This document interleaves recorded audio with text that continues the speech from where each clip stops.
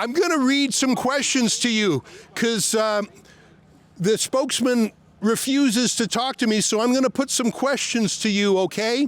And feel free to answer any of the ones that you feel comfortable with. Can I ask you, who did the shooting?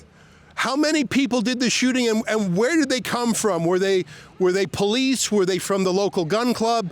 Were they military? Do you know who did the shooting? Pardon me? What's that? Oh, I'd be extremely grateful if you would. She just said she's going to get the team leader to talk to me. Thank you very much. I would love to talk to the team leader. Wow, I did not expect that reply because I just heard from the police liaison team that the spokesman, who I think his name is Chris Clark, refuses to talk to me even on speakerphone. So I would love to talk to the team leader. Thank you very much, officer. I got a question for you. Do you think the team leader is actually going to talk to me? Well, I'm surprised that she didn't just roll up her window right away, but I'm a bit of a pessimist after everything that's happened here, Chris, and I don't think the team leader is going to talk to me. That's okay. I'm going to ask my questions nonetheless. I know you would too. All right, well, we'll wait a bit. If I was a betting man, I would bet that the team leader will not present, and if he does, it'll just be to say, I got nothing to say to you. Well, did the staff sergeant not speak to you the first time? I think Yeah. you were one of the only people. It was right here, I believe, before I got here. Yeah, and I thought it was actually a very fair interview. I asked questions that I thought were real. They weren't attack questions, and I thought he answered probably half of them pretty well. Well, and those were the only answers that I've seen anyone give about anything really on the record. Do you follow what the CFIA is doing to see if there's anything that might be on its own illegal, or you just sort of, like you say, it's a CFIA operation, you don't really get involved? Like, because that seems to me that is mischief. That is beyond the scope of a search warrant. That's political. That's sneaky. And I mean, I don't know if the RCMP would abide that. Are you making sure that they don't take liberties, or is that just not part of your mandate here?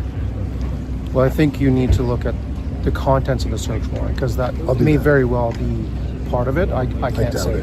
So that's something to look into. You know, as indicated, we're here to enforce the law. So certainly, if we were to witness an offense, then we would need to take action. Yeah, and I was saying to one of the police liaison officers, I said, look, in darkness, you know, theories and conspiracy theories flourish. It breeds paranoia. Well, yeah, and especially if you expect transparency from your police. A shocking international incident happened here yesterday, and there are legitimate questions in the public interest. And the idea that the cops would talk to me quite candidly a few weeks ago, but today after the massacre they won't talk to me, is upside down. And I think it's part of a new strategy of provocation that I've seen them deploy against different people here. We'll see. She said she's going to get the team leader. I'm a skeptic, but I'm willing to wait. We'll have to speak to Chris Clark, the media liaison. Yeah, he's back in Surrey. By email or by phone. Okay, so the team leader refused to come? You have to speak to Chris Clark. Well, would Chris Clark in Surrey know what the team leader just said to you? What did the team leaders say? All right, I'm going to continue reading my questions if you don't mind. Oh, you're rolling up the window. You're bravely rolling up the window. I knew it. I knew it. Are they all rolling up their windows? The back window is down. Oh my God, what? She rolled up her window. That's so symbolic. I'm going to ask my questions nonetheless. Sid Fizzard, by the way, from Rebel News is here, along with Drea. So, Sid, thanks for filming these. I'm going to ask these questions. I would ask them to the cops, but they bravely rolled up their windows. They bravely are hiding. The brave RCMP has bravely rolled up their windows. All right, so let's read some questions that I think are in the public interest. And you, Sid, tell me what you think. The first question that I already put is, who did the shooting? I think that's relevant. Did they have the requisite licenses? Were they trained? Were they trained in killing animals? I mean, that's a very rare skill. It's not something that's done all the time. Were they military? Were they RCMP? And what firearms did they use? Did they use firearms appropriate for the project? I guess that's my second question. What weapon was used? What weapon did they use? I heard from people who heard the shots that they thought that perhaps different weapons were used. Was any pain relief done? Did they use tranquilizers or sedation first? Neither. Officer, did they use sedation first? That's a relevant question because the CFIA, the Canadian Food Inspection Agency, has a manual, believe it or not, in how to put down animals because they have to do that from time to time. And they recommend that that any animal be treated compassionately and either that they be tranquilized before killed or sedated. And I'm pretty sure that didn't happen. In fact, I know that didn't happen. I was also told that there was supposed to be a veterinarian on location. Let me ask that one now. I'm going to project. I'm going to use my outdoors voice. Was there a veterinarian here last night? Hey, copper, was there a veterinarian last night? You can nod yes or no. Use your words. If not, just nod yes or no. Was a veterinarian here yesterday? I think she shook her head. I think one of the reasons that's relevant is because the court order by which the CFIA and the police are here required a veterinarian. And I don't think there was a veterinarian. Officers, was there any animal cruelty? Did you observe any pain that the animals were in? And the reason that's relevant is because that's against the law. We protect animals from animal cruelty in the criminal code, and just even if there was, even if this was an authorized cull, that it had to be done in a painless way, and even while executing these birds, the criminal code still applies to them. You cannot go in and massacre them. Officer, I have a question. Why was this done at night? Why did this happen in the dead of night? Why did you do it at night in the dark? When they were supposed to be resting. That's a good point. That's when they rest. But in the dark makes no sense for any public health reason, for any medical reason, other than there's two reasons I can think of to do it in the night. Number one, to hide from the light of public scrutiny. What's done in the dark will be brought to the light. That's what the good book says. They did it in the dark. Why did you do it in the dark? Hey, copper, come out here. Come out here. Bravely come here. You know, this is very embarrassing for the RCMP, I have to say. The second reason to do it in the dark is for terror, to teach these farmers a lesson. How dare you? How dare you challenge us? I think it's a metaphor for how everything is being done here. Don't you think? From the drones overhead to the no-fly zone overhead to disabling the surveillance cameras. I think it's a metaphor. Why did you allow the CFIA to knock out the surveillance cameras? Coppers, I'm talking to you! Show me the respect of answering. Just nod up and down or nod this way. Roll down your window, you coward! Roll down the window, you coward! I'm just expressing myself. If I'm arrested, those are my suspects. Here's another question I have. I understand from the family that they've actually lodged some complaints against the CFIA with the RCMP. Isn't that weird? Because the RCMP have been covering for the CFIA, but the families have presented evidence of possible crimes, including, I mentioned, the animal cruelty to the police. Have they actioned them? For example, have they put an officer on have they opened up a file? Have they started collecting evidence while the evidence is hot? I don't think so, because I think they're colluding with the bad guys. Let me ask, have you actioned any of the complaints? Have you treated the complaints of the family against the CFIA? Have you assigned an investigator to those complaints? I know you can hear me. Your back window is down. You're not fooling anybody. You look stupid. You look embarrassed to be here, and I think that's the right thing. I think you're ashamed of yourselves. I think you're ashamed of yourselves, as you should be. Here's my point. I was here a few weeks ago, and I actually had a fairly fruitful interview with an officer from Clark, named Chris Clark, that was his name. And I talked to him at some length, and he was very chatty. In fact, here's a clip from my conversation with that officer a few weeks ago. Take a look. If the owners of the farm tried to restart the surveillance cameras, would that be something that you would impede? And I haven't spoken to them about this. I'm just thinking, for protecting people from intruding in the zone, I understand the search warrant. It would be like a house that was a crime scene. There's yellow tape, do not enter. But when you deliberately take down security cameras, it's got nothing to do with a search warrant. That's got to do with being sneaky. Would you, as a police officer, stop the landowner from fixing those security cams? What do you mean, to enter onto the property? So this is all under, the property's secured now. It's under a search warrant. Got it. So they cannot could go on without CFI approval. So, for example, one of the owners was allowed on the other day to visit one of the ostriches that's injured. Right. But that would be with CFI approval. So not something for us to really speak to. Would you agree with me that he did a pretty good job? I mean, I came in with critical questions, but I asked them in my indoors voice, and he answered in his indoors voice, and the whole interview, I think, went about 13 minutes. I thought he did a pretty good job, honestly, of dispelling some myths and rumors. These guys here, but imagine this. So here we are, the day after the largest ostrich massacre in Canadian history. It's an international incident, not just a national incident. It's the largest police deployment in British Columbia right now. The entire world wants to know what the hell went on. And now they refuse to talk to the media. So they talked to me a few weeks ago when I was here, when really nothing was cooking.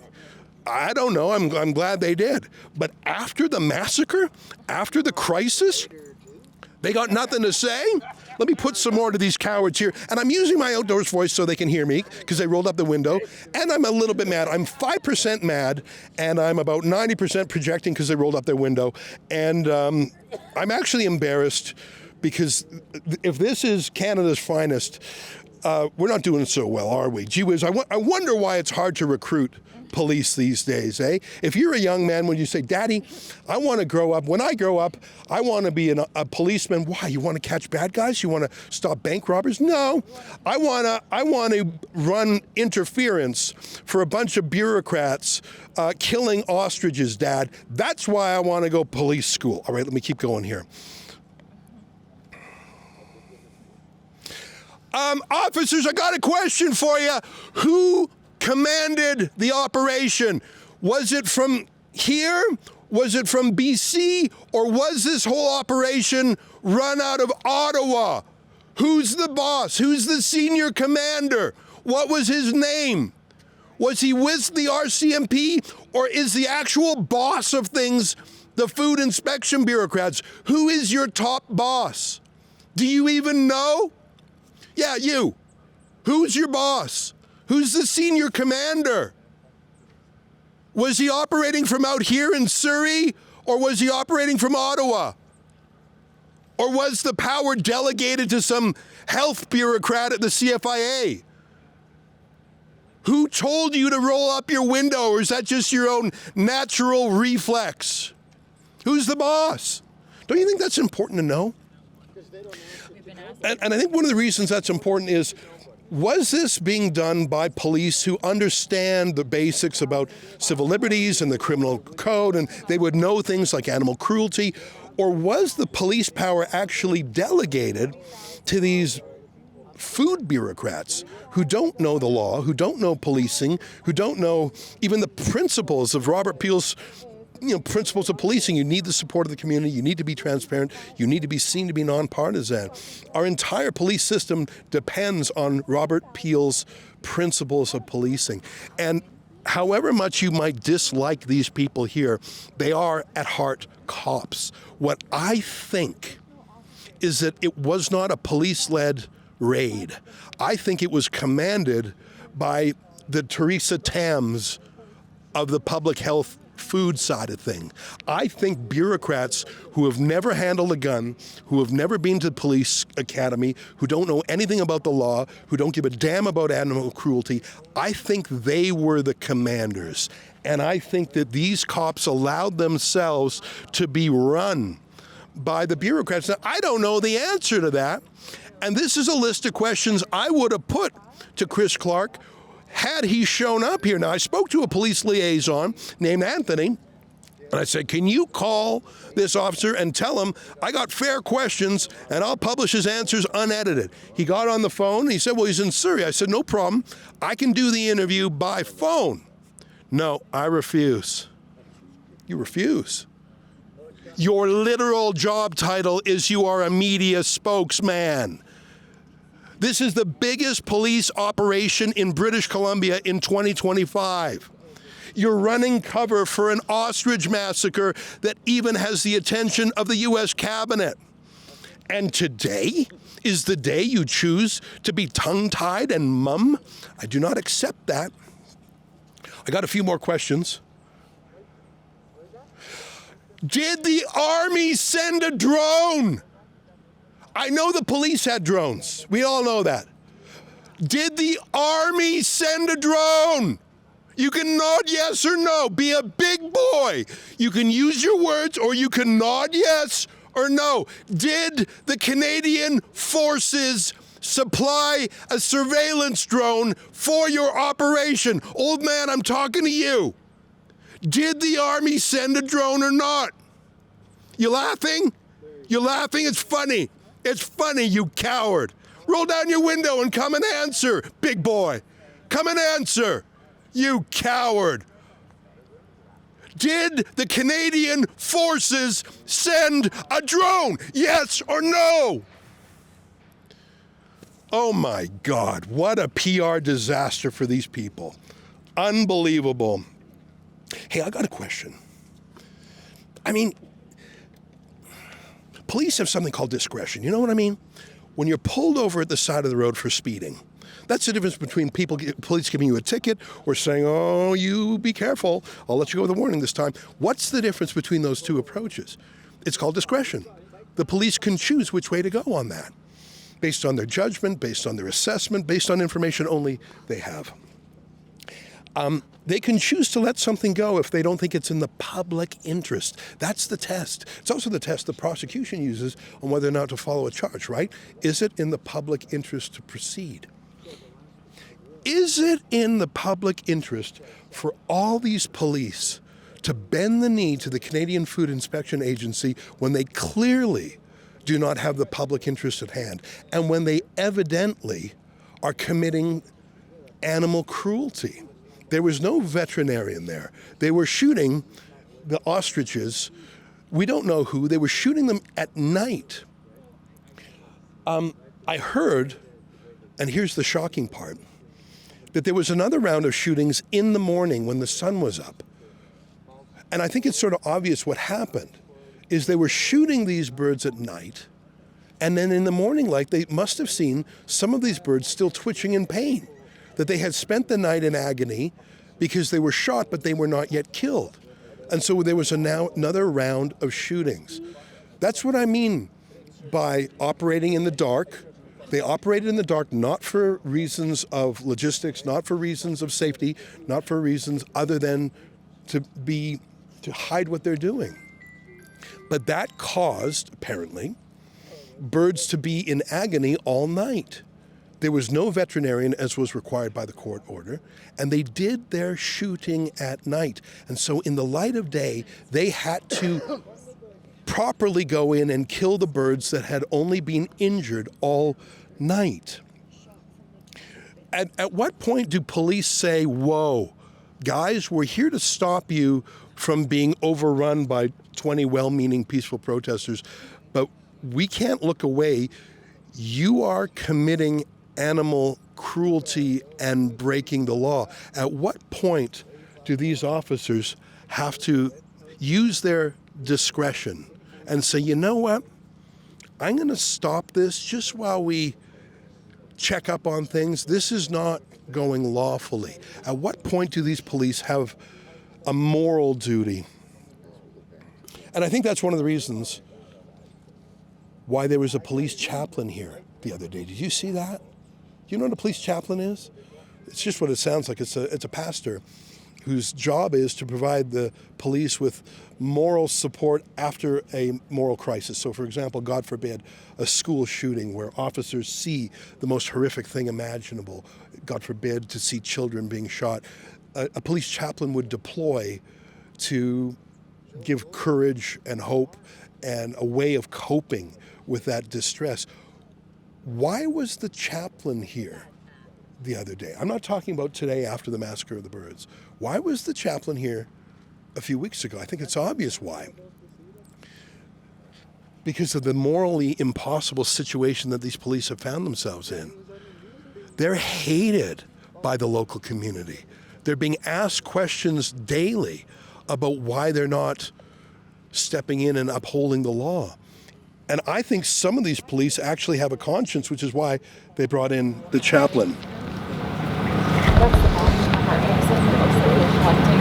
They're collecting all of our eggs now that they wouldn't let us pick up. All of our eggs are in that barn, and there they are in their truck. Their CFIA is in that barn right now, taking all of our eggs. Guaranteed. Do you think they're going to destroy them? What do you think they're going to do?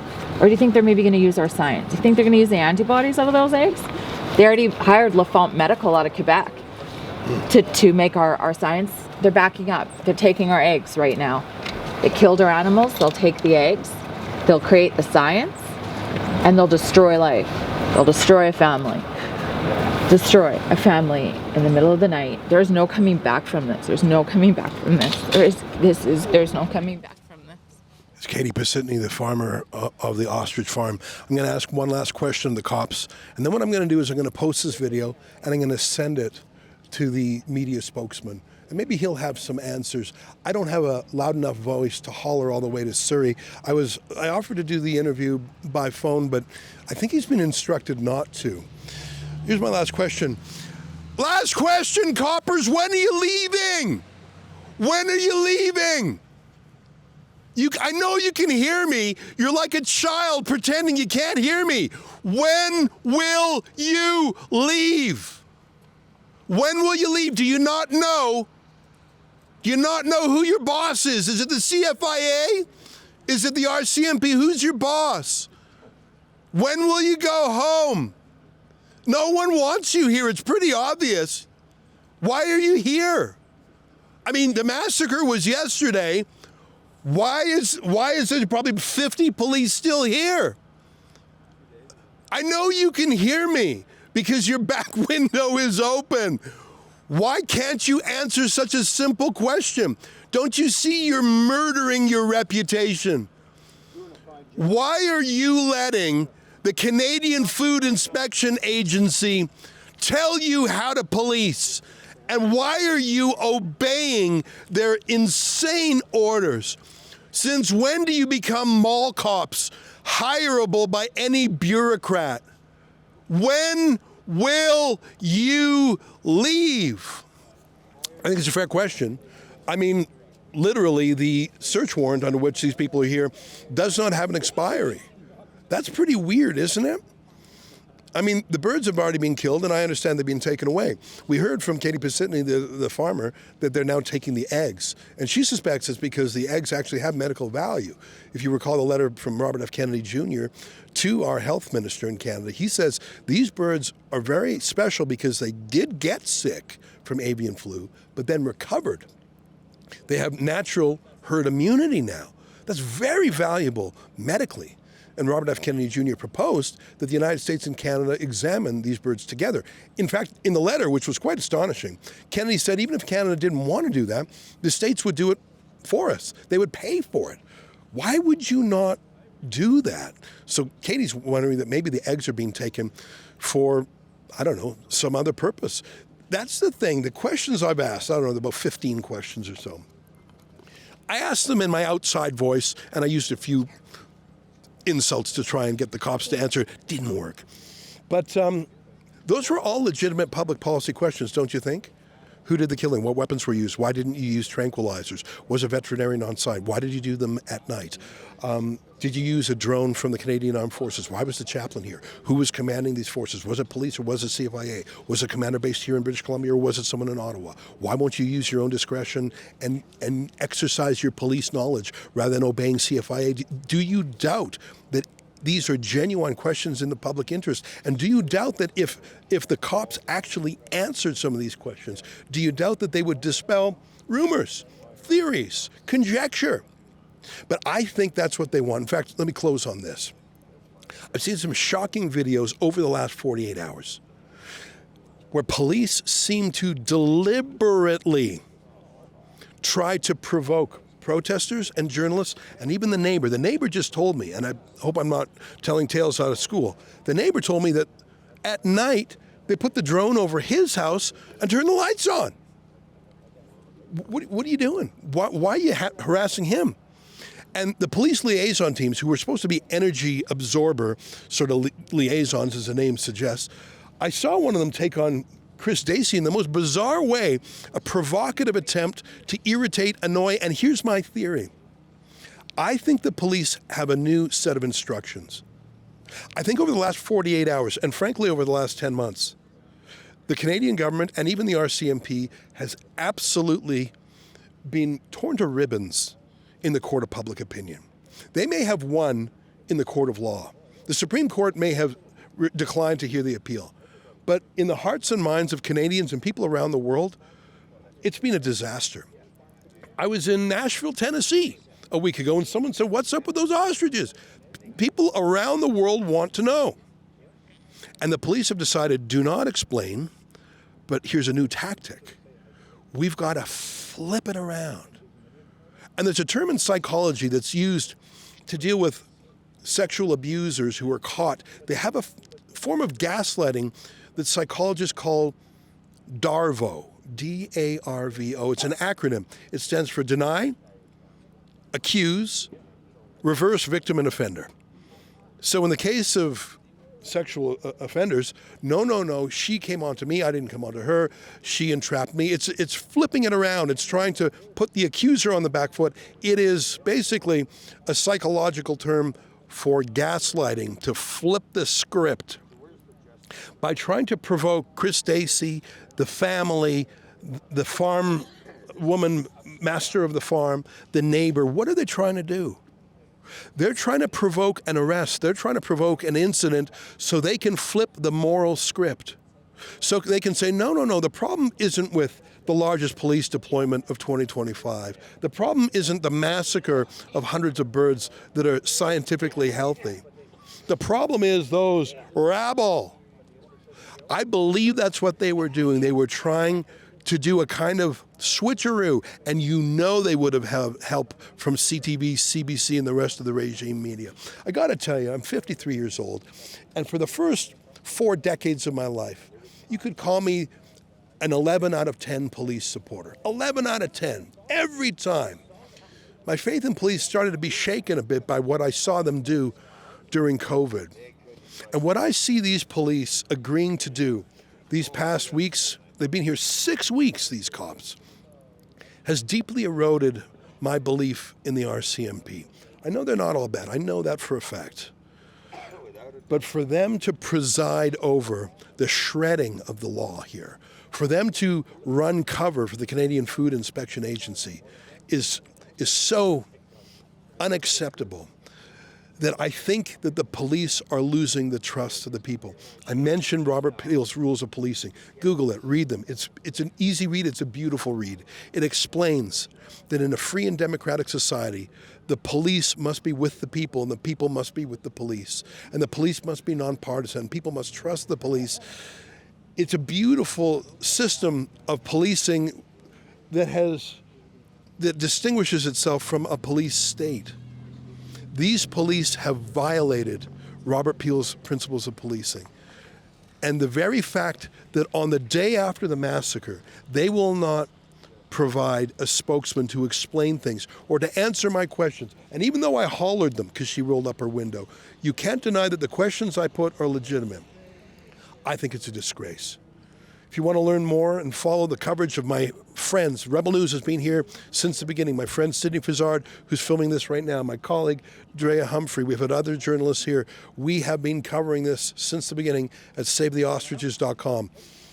Oh, here's a cop. Hey, come back, come back, come back. Don't run away. Don't run away. Comrades, come back here. Don't run away. Don't run away. Don't run. Don't run. Run away. For Rebel News, I'm Ezra Levant.